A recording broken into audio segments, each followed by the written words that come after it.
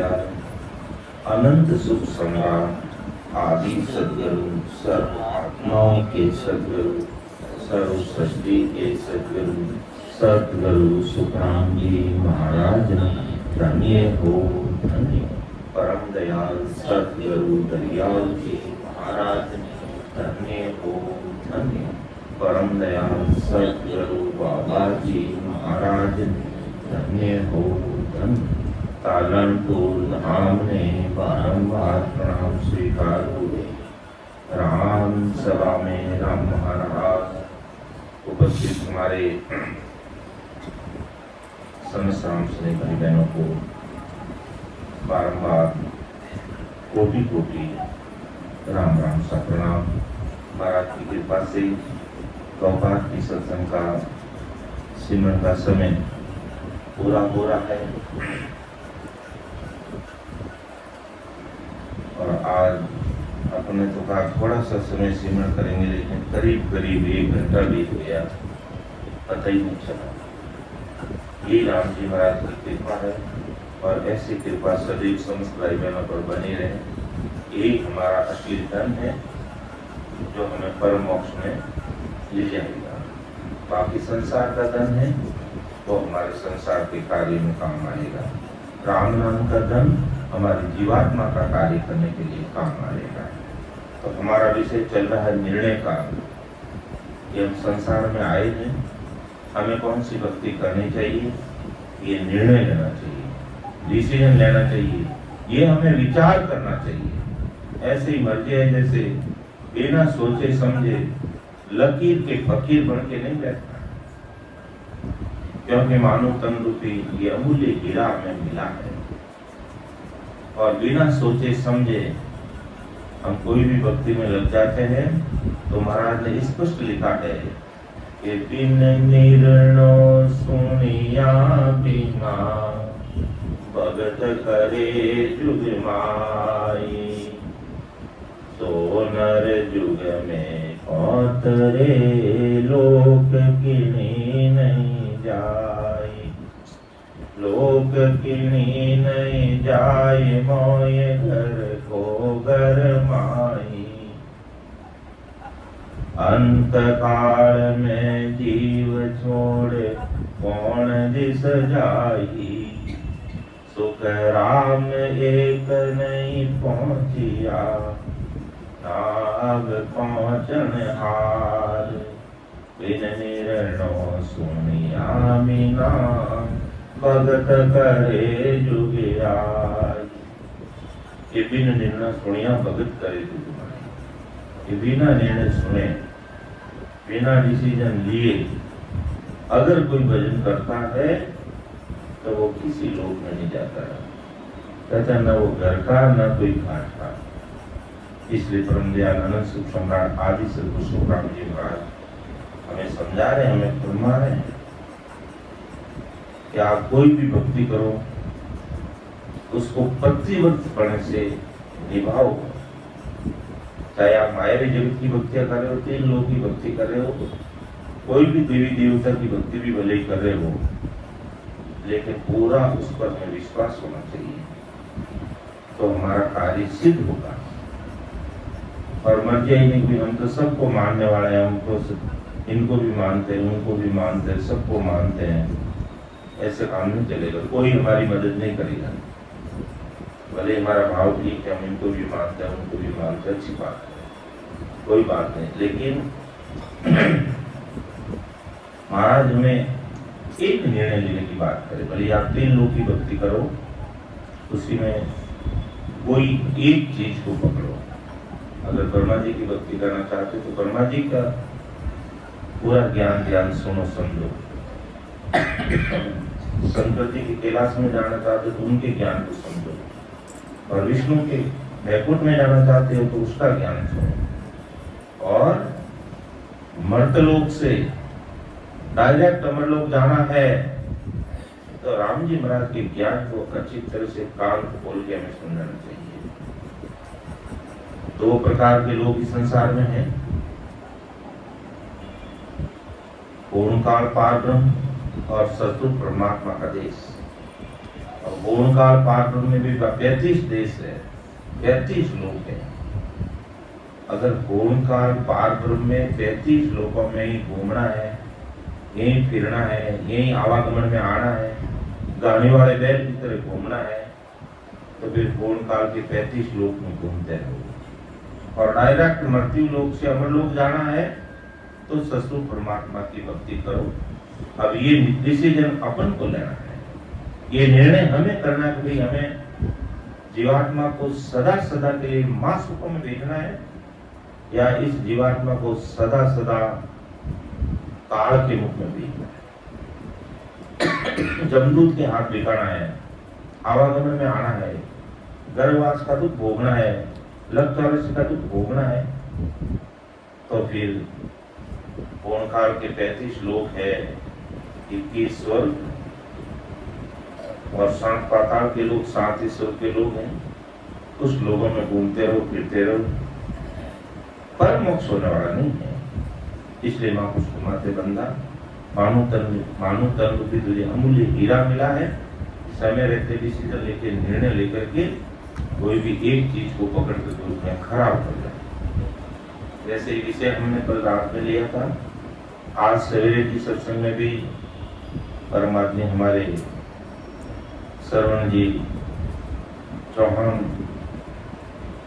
राजस्थान में डेढ़ गांव में रहने वाले, उनके घर पे भी सवेरे सत्संग रही, लेट होने का कारण हो ही रहा, कुदरती वही समय लग गया, तो फिर थोड़ा समय ज्यादा लगने के कारण हम यहाँ तक आते आते थोड़ी देरी होगी। तो वहाँ भी इस विषय को लिया गया था, काफी भाई बहनों ने वहाँ भी सुना है और कुछ भाई बहन वहाँ नहीं सुना है, उनके लिए मैं थोड़ा वापिस उसे में समझा के भी आगे बढ़ रहा हूँ। बिन बिन कर निर्णय सुने, लोक लोक रोजोई, रहनी संग विचार सुख, सबका मालूम होई, सबका मालूम होय तबे के नर नाई, जब पूगे गिण लोक ज्ञान में सुनियो आही, सुख राम गेल वाही गए, जाऊर ने जो होई, बिन बिन कर निर्णय सुने, लोक लोक रोज होई। इस साखी में परम दयाल अनंत सुख सम्राट आदि सद्गुरु सुखराम जी महाराज संसार के सारे भाई बहनों को समझा रहे हैं कि तुम भक्ति करने से पहले मन में ये विचार करो कि मैं जो भी भक्ति कर रहा हूं उससे मेरा आत्म कल्याण होगा कि नहीं होगा, और मैं कौन से लोक में जाऊंगा, मेरी पहुंच कहां तक रहेगी, ये विचार करना चाहिए। बिन बिन कर निर्णय सुने, यानी हर भक्ति का निर्णय को सुने कि अभी मैं ये भक्ति कर रहा हूं तो इसका परिणाम मुझे क्या मिलेगा, मैं कौन से लोक में जाऊंगा। ऐसा हमें डिसीजन लेना चाहिए, ऐसा हमें सोचना चाहिए, विचार करना चाहिए, समझना चाहिए और फिर हमें भक्ति में लगना चाहिए। सब चीज की जानकारी होनी चाहिए, और बिना जानकारी हम ऐसे ही लगे रहेंगे तो फिर काम नहीं बनेगा। जैसे महाराज ने बहुत ही विस्तार से इस चीज को हम सबके सामने रखा है कि देखो, सत्य की भक्ति की उपज शक्ति से, यानी शक्ति के लोक से हुई है। शक्ति की भक्ति कहां से होती है? शक्ति के लोक से, और शक्ति का लोक आदि काल के मुख में है। यानी कोई भाई बहन शक्ति की उपासना करता है, किसी भी देवी देवताओं की भक्ति करता है, देवी शक्ति का मतलब देवी, तो वो कहां पहुंचेगा? ज्योति लोक में पहुंचेगा। और ज्योति लोक कहां है? त्रिपुटी से आगे 3 वर्ग के 13 लोगों के बीच में ज्योति लोक आता है, तो शक्ति लोक, और शक्ति लोक काल के मुख में है। यानी शक्ति लोक में भी काल की पहुंच है। जब शक्ति की उम्र पूरी हो जाएगी तो शक्ति को मानने वाले, शक्ति और शक्ति के उपासक जितने भी हैं, उन सबको वापिस संसार में आना पड़ेगा। तो हमारा परम मोक्ष शक्ति के रूप में जाने से नहीं होगा। अब हमें विचार करना है, फिर भी हमें शक्ति की भक्ति करनी है या और कोई निर्णय लेना, क्योंकि शक्ति का लोक आदिकाल से काल के मुख में है और जीव शक्ति की भक्ति मोक्ष में पहुंचाती है। समझ करके भक्ति करता रहता है कि भी मेरे से ऊपर देवी की पूरी कृपा है देवी की कृपा। लेकिन कृपा कहां तक है? संसार के कामों तक है। देवी को कोई मानने वाला भाई बहन है, मानता, अपना इष्ट है, मानना चाहिए उनको। लेकिन शक्ति हमारा काम कहां तक कर सकती है, उस पर हमें विचार करना चाहिए कि शक्ति हमारे संसार के सारा काम करेगी। अपन बार बार दृष्टांत भी देते हैं कि पीपा जी है जो शक्ति उपासक थे, देवी की उपासना करते थे, और वो देवी पीपा जी के सामने, वो देवी पीपा जी के सामने शरीर धारण करके हाजिर रहती थी। यानी पीपा जी के घर पे जब वो भोजन प्रसाद लेने के लिए देवी आती और पीपा जी सौमन माटी बना के जिमाते, तो देवी साथ शरीर धारण करके पीपा जी के सामने आती। अब वो भी क्यों आती? दूसरे राज दरबार में और भी लोग थे, उनको देवी कभी दर्शन नहीं देती, लेकिन पीपा जी के सामने शरीर धारण करके देवी हाजिर रहती, क्योंकि पीपा जी अगले जन्म में खूब राम जी के नाम की भक्ति की रहे थे। ये पीपा जी को मालूम नहीं, लेकिन देवी को मालूम है। इसलिए देवी पीपा जी के सामने शरीर धारण करके हाजिर रहती और पीपा जी के सामने सवामन माटी का भोग लगाती और वो जीमती और पीपा जी हमेशा उनकी सेवा करते। और पीपा जी अगला जन्म में खूब सारे राम जी के नाम की भक्ति किए हुए थे, राम राम किए हुए थे। तो अब हमारे मन में प्रश्न पैदा होता है कि भाई पीपा जी जब राम जी की भक्ति किए हुए थे तो वापिस जन्म मरण में क्यों आए?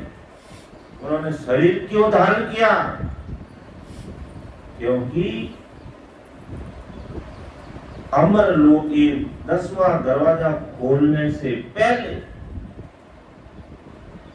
उनका अंत समय आ गया। ये 10वां दरवाजा खुला नहीं, भक्ति पूर्ण हुई नहीं, नहंच निजनाम गढ़ में प्रकट हो गया। राम नाम के उपासक राम जी के नाम में बड़े रचमच, लेकिन अमर लोक नहीं पहुंचे और उससे पहले उनका शरीर छूट गया। तो इसका नयंच निजनाम गढ़ में प्रकट हो गए, राम जी के नाम में लगे। और देखो सांसार की पूंजी कभी भी खत्म हो जाती है तो हमें भी शरीर छोड़ना पड़ता है। तो शरीर छोड़ दिया, राम जी की भक्ति करने वाले नयंच निजनाम गढ़ में प्रकट हुआ उनके। जब नयंच निजनाम गढ़ में प्रकट हो जाता है और खूब राम नाम करते हैं और थोड़ी सी कसर रह जाती है तो वो संसार में आते हैं, वे नर नर ही होई, वो मनुष्य शरीर धारण करते हैं और राजशाही ठाट मिलता उनको। पीपा जी कहते हैं राजा महाराजा के दरबार में जन्म लिया, राजशाही ठाट कोई कमी नहीं, ऐसा आराम मौज मस्ती और बड़ा दिल दिमाग बुद्धि में पड़ी, इतना अच्छा मानो तन वापिस मिलता है। लेकिन अब पीपा जी करें क्या? राज दरबार में सब देवी की पूजा करते थे, तो पीपा जी अब क्या कसूर? अब छोटा बच्चा घर परिवार में जन्मता, घर वाले जिसकी पूजा करेंगे, बच्चे बेचारे क्या करें? वही पूजा करेंगे, देवी की पूजा करने लगे वो भी। लेकिन अगले जन्म की भक्ति का गुण क्या है, पराक्रम क्या है, सुकृत क्या है? कि राम जी महाराज की सीसीटीवी कैमरे से वो बच नहीं सकते। राम जी को पता है कि पीपा मेरा भक्त है, जरा सी कसर रहने के कारण इसने मानव तन धारण किया है और राजशाही ठाठ है उसके।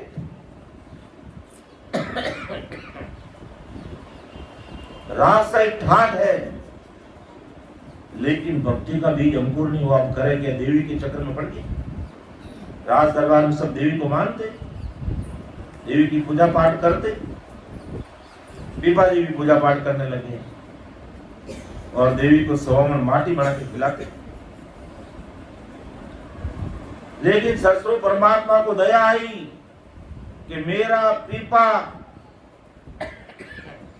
ये राम नाम की भक्ति करने वाला है, और ये देवी की उपासना पड़ गई। अब क्या किया जाए?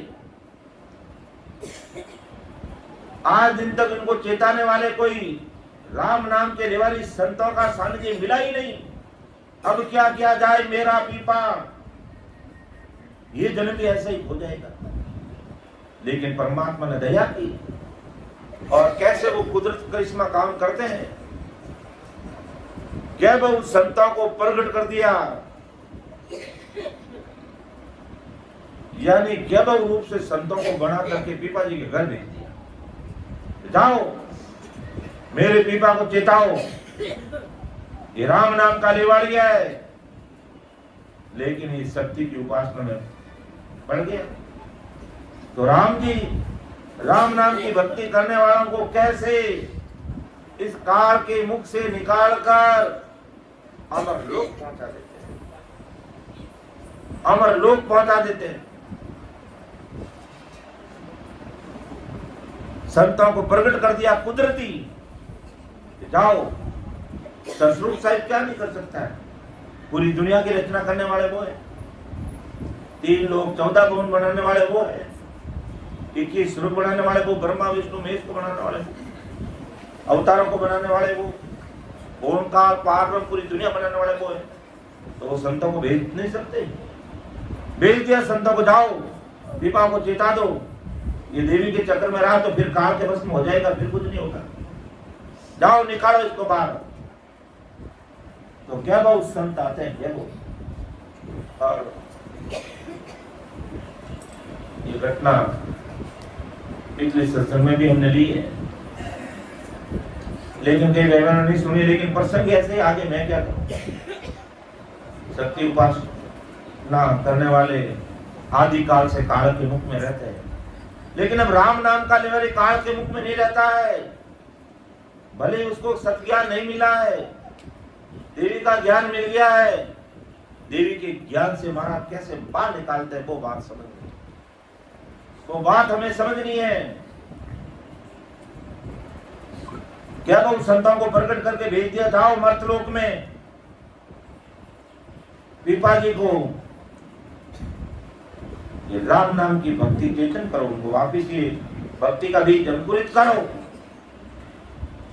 गरीब निवास बन करके, एक भिखारी का रूप बन करके अमर लोक से संत गैबव प्रकट होते हैं और आके कहते, पीपा मुझे बहुत भूख लगी है, तेरे घर में जो भी है मुझे खिला दे। क्यों, आप कौन हो?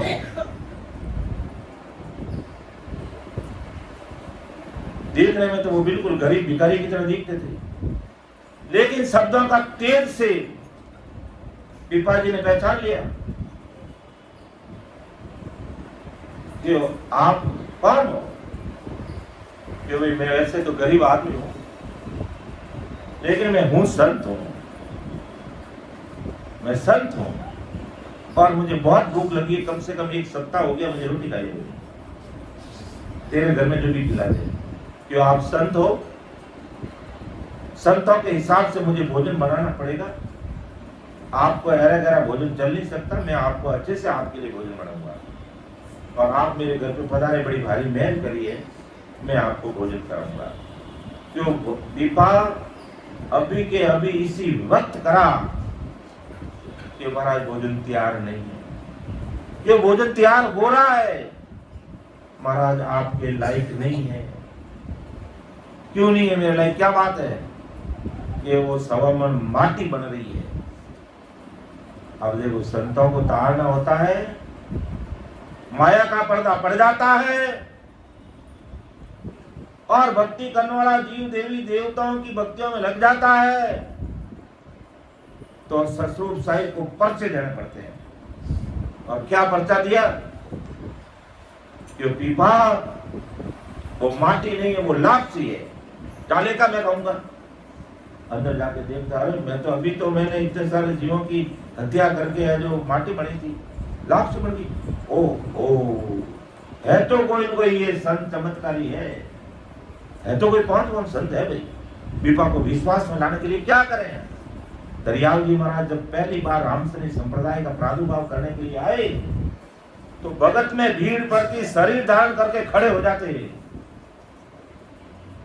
क्या तकलीफ थे? दरियाव जी महाराज को याद करते ही वो शरीर धारण करके खड़े रहते हैं। तब विश्वास आया कि राम जी के नाम का कितना बड़ा पराक्रम है। अज्ञानी जगत ऐसे समझती नहीं, तो संतों को हर तरीके से समझाना आता है, उनका कल्याण कैसे करना सब आता है, सब आता है उनको।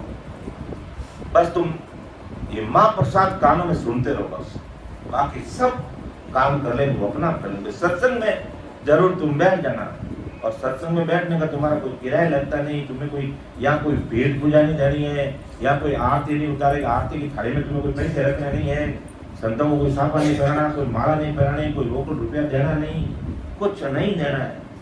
आप बस प्रेम से सत्संग सुनिए, महापुरुषों के शब्दों को सुन लीजिए, बाकी वो परम दयाल अनंत सुख सम्राट आदि सद्गुरु सुखराम जी महाराज संभालेंगे कि कितना जीव पापी है, दुष्टी है, नकटा है, कितना ये बदमाश है, कितना इसका खान पान कैसा है, मैं सब संभालूंगा। कैसा भी ये तो बिगड़ा हुआ बिगड़ेल है, लेकिन मेरे शब्दों का महाप्रसाद कानों से सुन लिया है, मैं इसको तारूंगा, काल के हाथ मारने नहीं दूंगा इसको, मैं तारूंगा। तब राम जी कहते हैं आपका बिड़ बड़ा भारी है, इसी मरत में तेरा शरण आओ, सिमरत में तेरा शरण आया।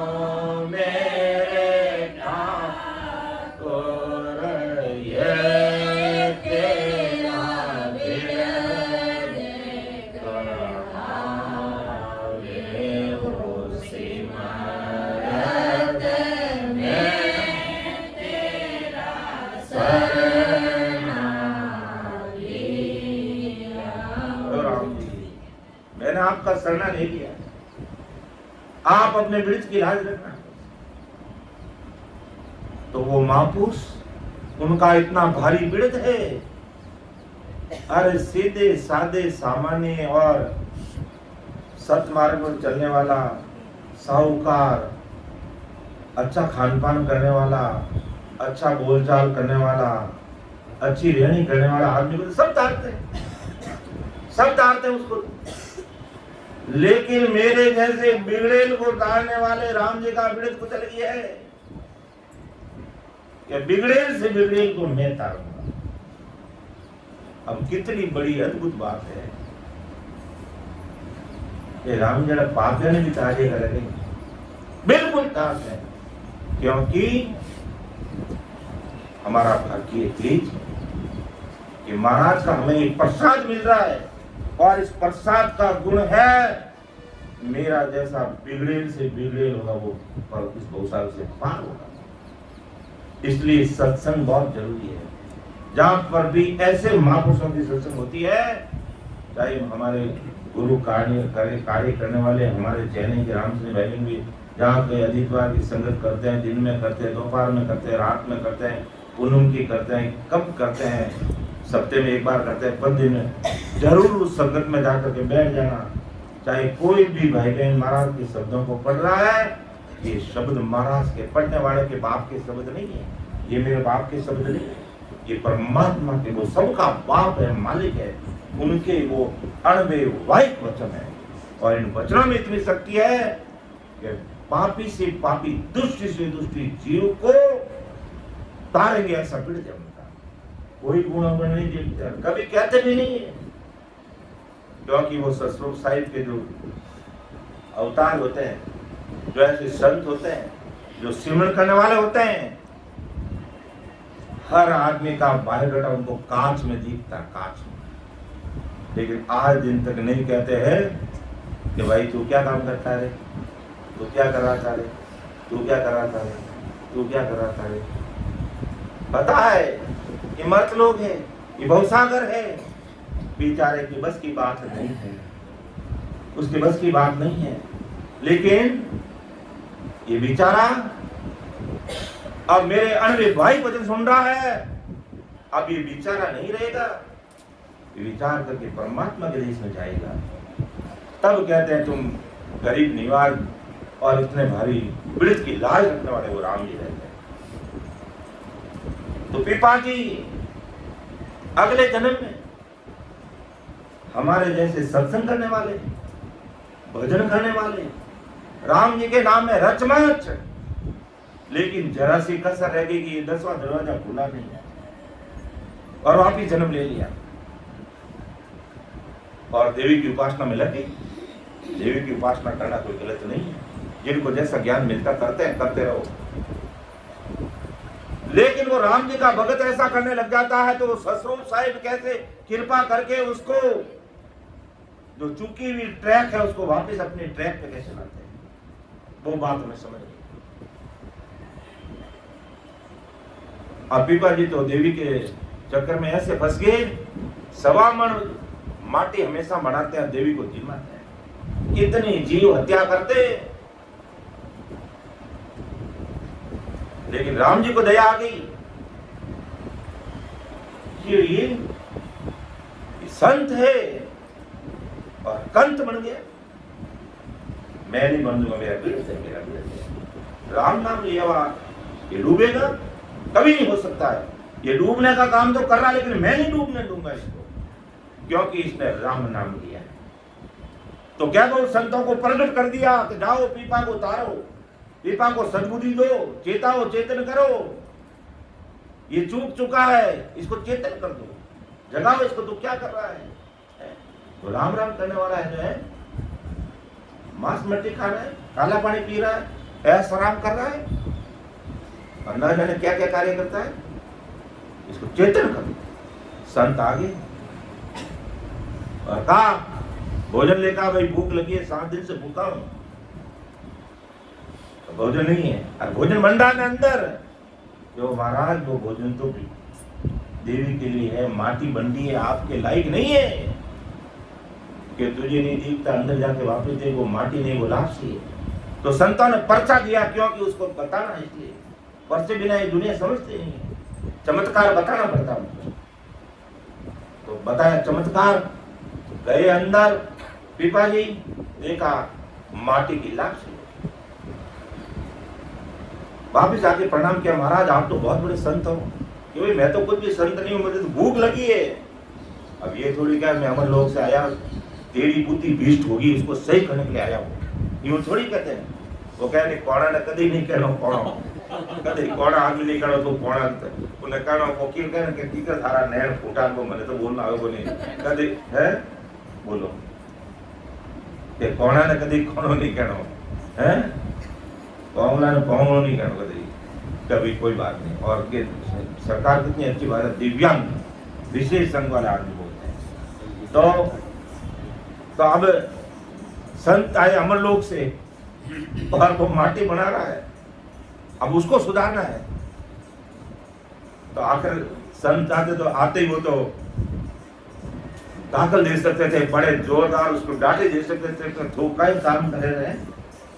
तो राम जी ने घर में आयो और तू एक ही काम करे थे, लेकिन ऐसा नहीं कर। लेकिन छोटे बने संत, छोटे बने दिए कि मैं भूखा हूं, मुझे भोजन करा दे, मुझे भोजन करा दे। तो चमत्कार बताया, पर्चा दिया, माटी की लापसी कर दी। पता चल गया कि संतों को पहुंचवाना है भाई, क्यों ठीक है। तो बेटा लापसी बन गई तो लेकर आए जिमा दे। कैसे सतगुरु साहिब कृपा करते हैं और वो लापसी संत जीवते हैं और का पीपा राम जी तेरा भला करे और तू इस भवसागर से पार होकर अमरलोक चला जा। आशीर्वाद ये दिया, ये नहीं कहा तो बस खुश रह, मौज कर, मस्ती रह, नहीं। क्या आशीर्वाद दिया, संतान ने भोजन करे कि तुम इस भजन करके इस भवसागर से पार होकर तो अमरलोक चला जा। अमरलोक की बात के लिए पीपा नहीं पूछ रहा अमरलोक क्या होता है। संतान आशीर्वाद जो उसको तो भसर लगी, जो देवी आने वाली, अभी देवी का टाइम हो गया था और समय ऊपर निकल गया था। संतान ने कहा मेरा आशीर्वाद तुझे, मुझे भोजन कराए थे, मेरा यही आशीर्वाद है, तू खूब तो भजन कर और इस भवसागर से पार होकर तू अमरलोक चला जा। फिर भी अमरलोक की बात पूछे नहीं पीपा जी और विचार करें कि बे संतान ने जिमाए तो दिया, भोजन प्रसाद जिमाई दिया, आपे संत अटो कीता बेगा निकल जावे तो मारी लाख टूट जावे। क्यों? तुम्हारे वहां देवी आने वाली है और उन देवी ने समय में मैं भोजन नहीं कराया तो हमारा त्रिशूल गाल, त्रिशूल। क्योंकि देवी देवता किसी की प्रीत नहीं रखते हैं। समय पर आपने फेरी भी बोल दी, जाके नहीं चढ़ाओगे ना तो आपको माता माता उतनी नीचा नागने उतोड़ा ने नीचा पटकी है बाहर में देखे तो उतोड़ो नीचो पड़गो के नीचे पड़गो था। देवी देवता ने कोई फेरी बोलड़ी चढ़ाओ बाकी फेरी कर। तो अब वो पीपा जी भगरे नहीं और संतों को कार्य करना करे क्या, बैठ गए संत भी बैठ गए, डॉक्टर है बैठ गए कि अगर कोई बात नहीं पूछे तो मैंने तो बताया ना, जानो इनको कार्य करना इसको, क्योंकि राम जी का नाम लिया हुआ, इसको रुलने तो देंगे नहीं, इसका आकाश होने नहीं देंगे, इस जीव का कार्य करें क्योंकि इसने राम नाम लिया है। कि पीपा पर आखिर संति काय ढकाई करे कि पीपा अब मैं जाऊं बेटा, कि भाव जी पधारो पधारो, वो कह दरवाजा खोल दियो कि भाव जी पधारो पधारो। अब फिर पूछे नहीं हम लोग जाओ नहीं बात जन क्यों के पीपा हाँ भाव जी कहीं एक बात कहूं, भाव जी कह तो जल्दी कर दो जल्दी कर दो, आप मोड़ो हो रही है, आप वीर होगा पाते तो मोड़ो हो रही है आप बेटे। मन में क्यों मारे मोड़ो की भी मोड़ो थारे हो रही है, क्योंकि वह देवी त्रिशूल लेना आ रही है और थारा हाल का भंकाड़ी आ जन की अब कहीं करना दिया। क्यों पीपा एक बात कहूं, तो मैंने जब भूखा ने भोजन कराए गए तो एक उपकार करूं थारे में, जो फरमाओ महाराज। हाँ तो पीपा जी को पता चल गया कि है तो कोई 5 संत है। कहा बोलो साहब। पीपा आज एक देवी ने एक बात पूछ दी, क्यों महाराज पूछ लो, फरमाओ आप। देवी तो एक बात ये पूछना कि देवी मैं इतने वर्षों से तुझे स्वर्ण माटी बना के हमेशा भोग लगाता हूँ, खिलाता हूँ, तो तू मेरी जीवात्मा का कार्य करके मुझे भवसागर से पार करके भूलकाल से परे वो अमरलोक का जो देश है वहां पहुंचा देगी क्या? ये देवी से पूछ लेना। क्यों भाव जी, देवी हुंकारो भर ले कि हाँ मैं पहुंचा दूं, तो पीपा कल से सवामण की जगह डायमंड माटी जिमा जे तू मैं। और देवी ने पग पकड़ने प्रणाम कर जे, आरती उतार दे, अगरबत्ती कर दे। देवी ने बाप के मांगे लोगों ने दे जाए। हमें क्यों भाव जी के बाद नड जा तो नड जा जाने देवी ने कह दे तू तारे ने मैं मारे तो भाव जी यूं की कर बस आई जी। अगर वह थारी जीवात्मा रो काज नहीं करते तो क्यों समय बर्बाद करे है और क्यों तू जीवा ने मार मार ने खवड़े है?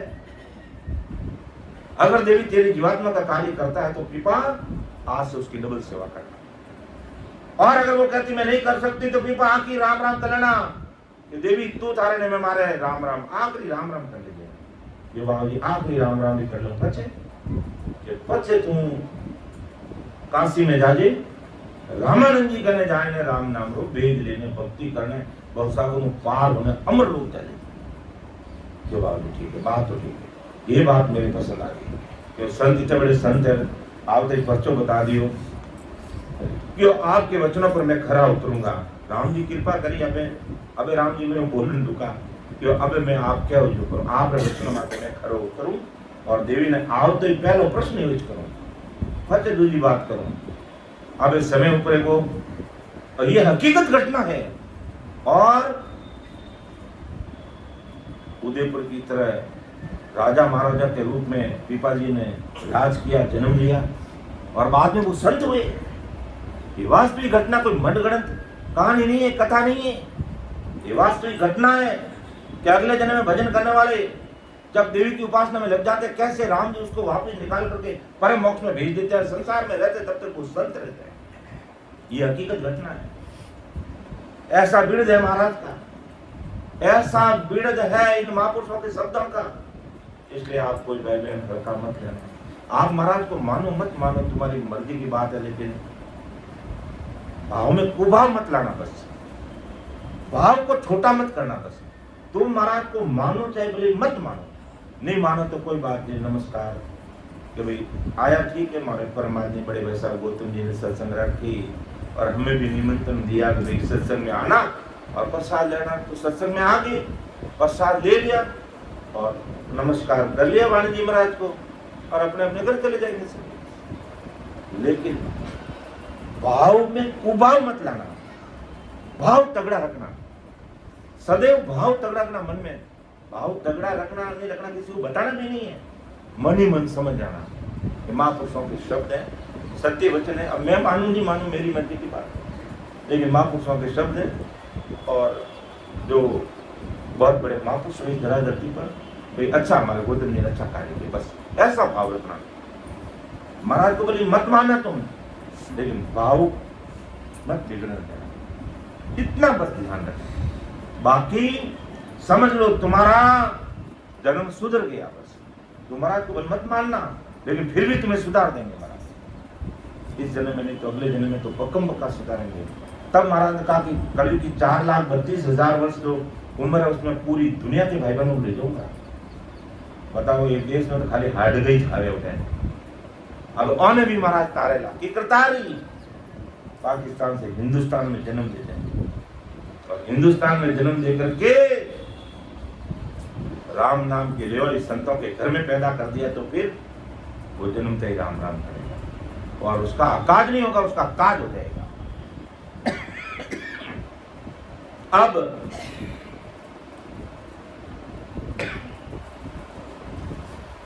पीपा जी ने संतों की बात को ग्रहण कर लिया और समय रहते देवी आई। देवी को क्रोध आ गया जो पीपा घड़ी देख रही तुझे कि हाँ देवी देख रही, तो क्या बात है, मैं कब से तेरा इंतजार कर रही हूँ और तुझे मुझे बुलाया नहीं।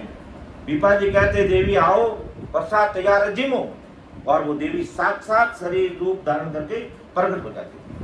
पिपा जी बोलते कि देवी आपके लिए भोजन तैयार, ये थाल रखा हुआ तैयार, आप आओ बैठो जीमो भोग लगाओ। इतना पिपा जी बोलते हमेशा। देवी आती वो जीमती और फिर पिपा जी नमस्कार प्रणाम करते, देवी चली जाती और देवी पूछ लेती कि पिपा कोई संकट है, संसारी कोई संकट है तो राजकाज करा, तेरी कहीं हार हो रही है तो मुझे बता, मैं तुझे जीताऊंगी। तेरा खजाना खाली हो गया तो बता, मैं कहीं से तुझे सोना की सीले लाकर दे दूंगी। तुम बहुत बड़ा कोई भोजन का आयोजन कर रहा, तेरे भोजन में भी कमी रह रही है तो मैं उसको बड़ा करूं। सारे चमत्कार देवी जी का काम है और करते हैं वो। और पिपा जी की देवी ऐसा काम करते थे। तो कहा अब आज की स्थिति अलग हो गई। कहा पिपा लेट होने का कारण क्या है? कहा देवी आज मेरे घर पर संत आए, जैसे ही संतों का नाम लिया देवी एकदम संत हो गई। क्यों पिपा तेरे घर संत आए? क्यों देवी आई संत आए? तो क्या हुआ? क्यों देवी तेरे लिए जो स्वामन मैंने माटी बनाई थी वो लापसी हो गई और उस लापसी का भोग संतों ने लगाया है और जीम करके वो क्या वो प्रकट हुए क्या वो गायब हो गए। कहा संतों का प्रसाद है, क्यों पड़ा है? कि वो प्रसाद लेकर वो देवी प्रसाद को प्रणाम करती है, नमस्कार करती है, अपने सिरके लगाती है और फिर खाती है, फिर जीमती है। अब जैसे ही वो संतों का प्रसाद देवी ने लिया और कहा पिपा तुम आज भाग्यशाली नहीं, तुम परम भाग्यशाली बन गया। क्यों देवी? क्यों? वो आने वाले जो संत थे बहुत बड़े भारी पराक्रमिक संत थे। पिपा को विश्वास हो गया, अब तो मैं संतों की बात ही मानूंगा। ये देवी कह रही है तो देवी तो मैं रोज पूजा करना पड़े, मेरी देवी कभी झूठ नहीं बोल सकती। देवी ने भी कह दिया कि वो संत बहुत बड़े हैं और मैंने भी वादा किया कि मैं आपके वचनों पर खरा उतरूंगा, तो अब तो मैं संतों के वचनों पर ही खरा उतरूंगा, देवी चाहे मुझे कुछ भी जवाब दे।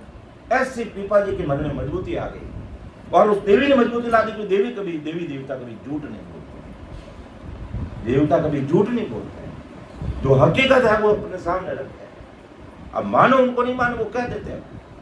कह दिया, देवी ने कह दिया, बहुत बड़े संत थे।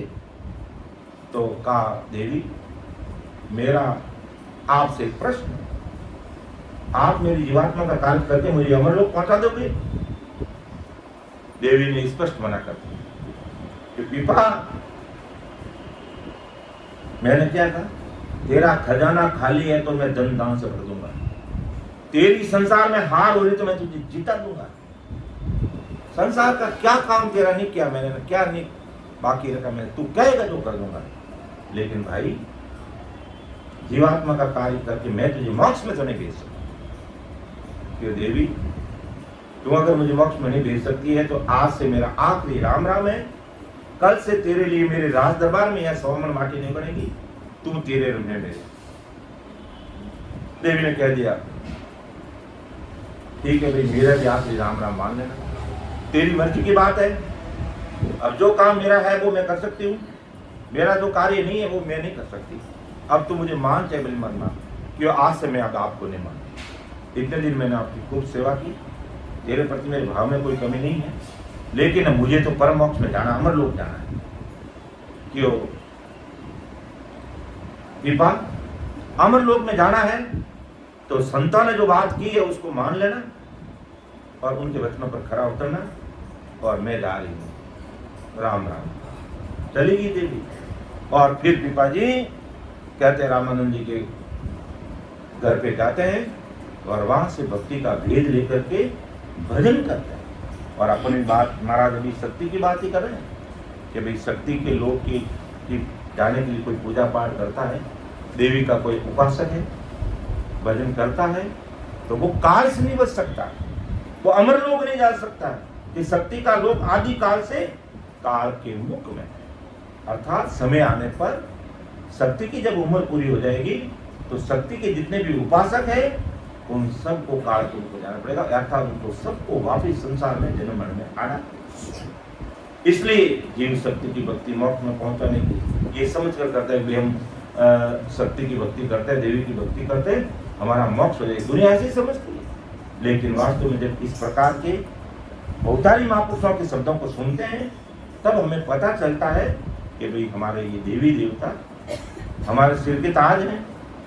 ये संसार का काम हमारा जरूर करेंगे, लेकिन आत्म कल्याण का काम नहीं कर सकते। आत्म कल्याण का काम करने के लिए नित्य अवतार लेकर के वो संत महापुरुष इस धराधरती पर आते हैं, और वो माँ के गर्भाश में भी नहीं आते हैं। चाहे कबीर साहब प्रकट हुए, माँ के गर्भाश में नहीं आए। दरियाल जी महापुरुष हुए, माँ के गर्भाश में। और आज अपन जिन महापुरुषों की वाणी अनविवाहित वचनों को सुन रहे समझ रहे हैं, वो भी है जो गर्भाश में नहीं आए। इसलिए वो साहिब का अवतार है। साहिब सबका बाप है, बेटा किसी का नहीं।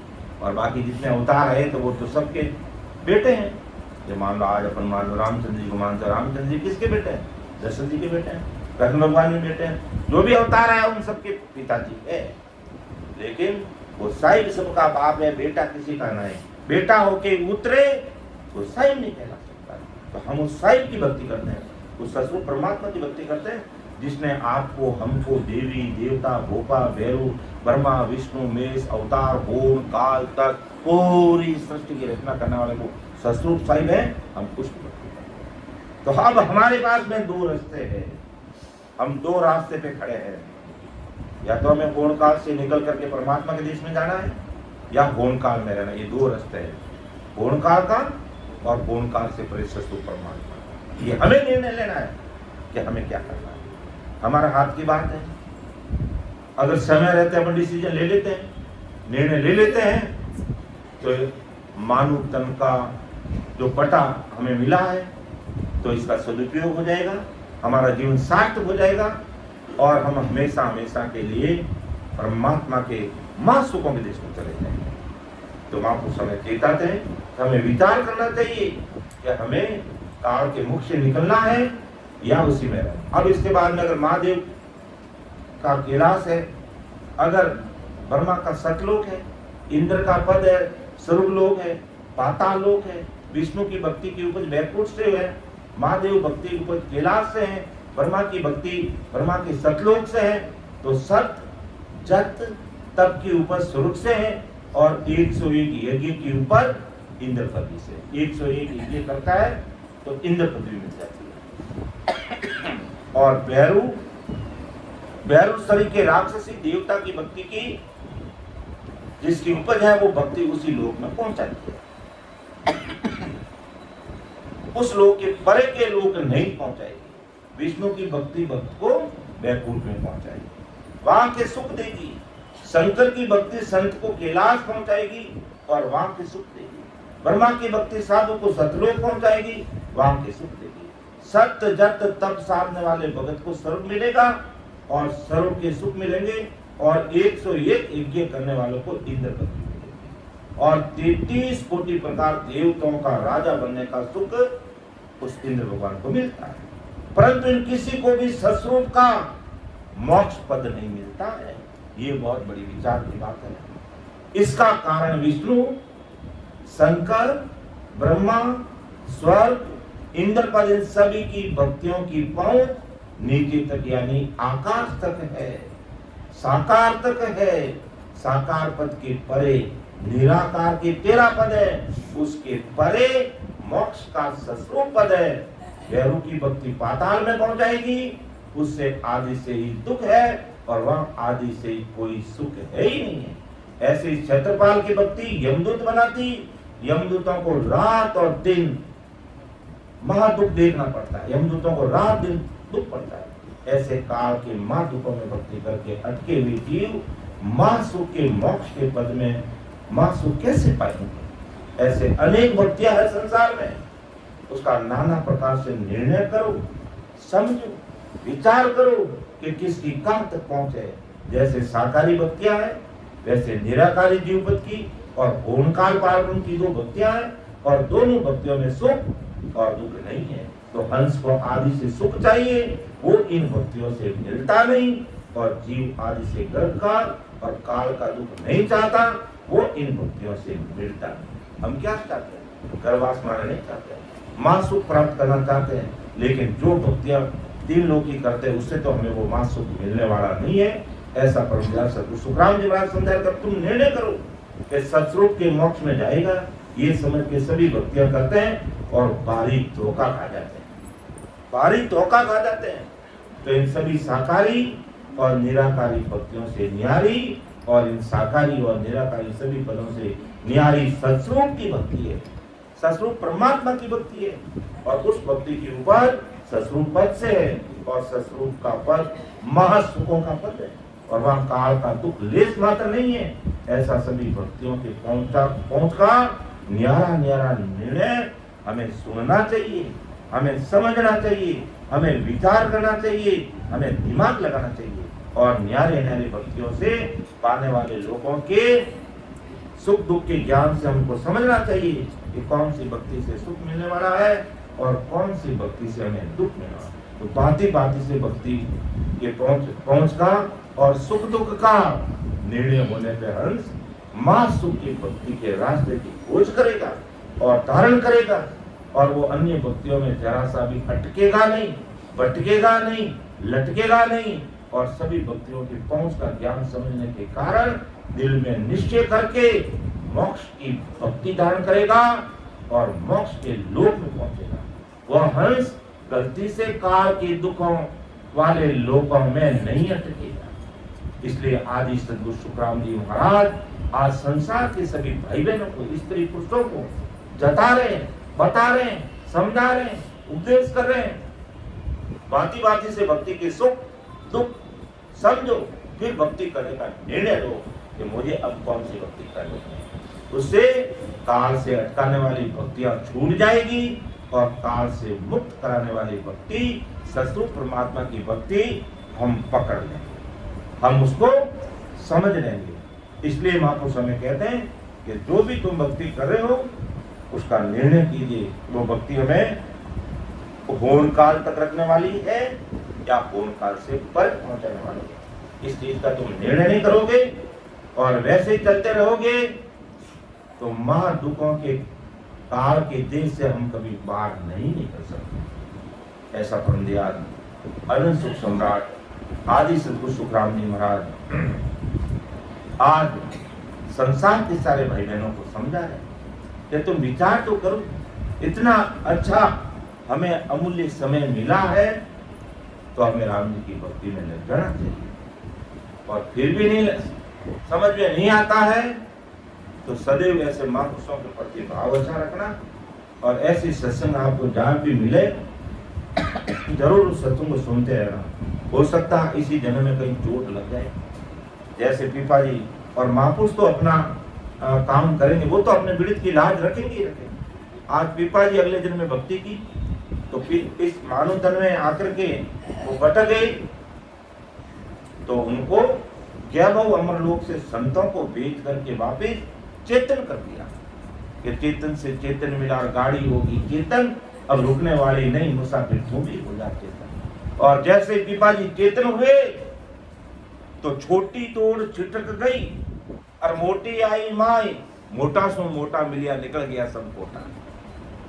कैसे छोटी दौड़ देवी की उपासना करते थे, रोज असंख्य जीवों की हत्या करते थे, महापाप करते थे, तो ये छोटी दौड़ उनकी छिटक गई। जैसे ही ज्ञान संत आए और उनको चेतन किया, पीपा क्या कर रहा है? अगले जन्म में इतनी अच्छी भक्ति करने वाला और इस जन्म में आकर के तू यहाँ अटक गया, लटक गया और भटक गया, क्या करना चाहिए थे तुझे और तू क्या कर रहा है? विचार कर। चेतन कर दिया, अर्थात वो आने वाले संत चेतन थे और पीपा जी के अंदर आत्म चेतन है, तो चेतन से चेतन मिला, गाड़ी होगी चेतन, अब रुकने वाली नहीं, मुसाफिर थोड़ी हो जाए चेतन। और चेतन होते ही क्या हुआ कि छोटी दूर छिट गई। आन उपासना देवी की भक्ति और वो माँ पाप करे थे वो सब छिट गई, छोटी दूर छिट गई और मोटी आई माई। मोटी क्या? वो परमात्मा के अंदर भक्ति आ गई और मोटा से मोटा मिल गया, यानी वो संत मोटे, उनका वो निजना मोटा और मोटे से मोटे मिला, निकल गया सब खोटा। तो महापुरुष हमें यही चेताते हैं कि बंदा तू समय रहते चेतन हो जा, क्योंकि कौन सा दिन हमारा आखिरी होगा इस संसार में हमें कोई पता नहीं, कोई पता नहीं। हम देखते हैं रस्ते रस्ते आदमी चलता, नीचे गिर के राम जी, किसी का कोई भरोसा नहीं। इसलिए जरूर ऐसे महापुरुषों के शब्दों पर हमें विचार करना चाहिए और हमें जो अमूल्य मानव दंड की जो हीरा मिला है उस हीरे का हमें सदुपयोग कर लेना चाहिए, क्योंकि नहीं रे ऐसो जन्म और दूसरा नहीं हो सकता। और अपन बोलते भी हैं कि नहीं रे ऐसो लगन दो जो कोई लगन दो जो कोई लग चौरासी और सावा लग चौरासी और सावा जा में ब्यावन हो, जा में ब्यावन हो, ये नहीं रे ऐसो लगन दो जो कोई लगन दो जो कोई कैसो देव कोई ब्यावज मानो, कैसो देव कोई ब्यावज मानो, चावे सो लो मुझे पार, चावे सो लो मुझे पार, ब्रह्मलोक में तेरा जी पारूं, ब्रह्मलोक में तेरा जी पारूं, बोरन रे जुगे आस, बोरन रे जुगे आस, नहीं रे ऐसो लगन दो जो कोई लगन दो जो कोई, नहीं रे ऐसो लगन दो जो कोई लग 84 और सावा जामे ब्याह। अगर हमारी जीवात्मा लग 84 में पड़ जाती तो इस आत्मा की शादी हम नहीं कर पाते। शरीर की शादी तो पूरी दुनिया ही करती है, सबको पता है और खूब सारा खर्च करते हैं, लेकिन आत्मा की शादी की बात कोई बिरला जन नहीं कर पाते। आत्मा की शादी का मतलब आत्मा जन्मों जन्मों कवारी बैठी है उस परमात्मा से, जब तक वो नहीं मिलती है तब तक ये आत्मा हमारी कंवारी रहती है। तो अब हमें इस आत्मा को कंवारी नहीं रखना है, शरीर की शादी के साथ साथ एक जीवात्मा की शादी भी करना है, अर्थात इस जीवात्मा को परमात्मा के देश में पहुंचाना है। समय का भी तकाजा है और हमारे वरिष्ठ संत और बैठे हैं, तो हम थोड़ा उनको भी मौका देंगे कि आप जो अपने मुखारबंद से गुरु ज्ञान से मैं लाभान्वित करेंगे। तो मैं परमात्मा हमारे सीता जी से अब निवेदन करूंगा कि आप है जो अपने मुखारबंद से हम सबको लाभान्वित करेंगे। धैर्य के साथ सभी बैठेंगे, अभी थोड़ा समय लगेगा, तो आप मजबूती के साथ मन बनाकर बैठें। तो मैं सीता जी से निवेदन करूंगा, बोलने में समझाने में मेरे से अगर कोई त्रुटि रही है तो आप छोटा भाई समझते मुझे क्षमा करेंगे।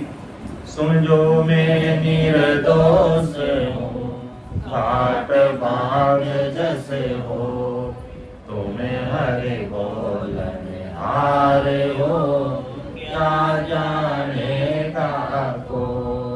परम दयाल अनंत सुख सम्राट आदि सद्गुरु, सर्वात्माओं के सद्गुरु, सर्व सची के सद्गुरु, सद्गुरु सुखराम जी महाराज धन्य हो, धन्य राम सभा में राम महाराज, जितने भी उपस्थित हमारे समस्त भाई बहनों को मेरा बारंबार कोटि कोटि राम राम सा प्रणाम।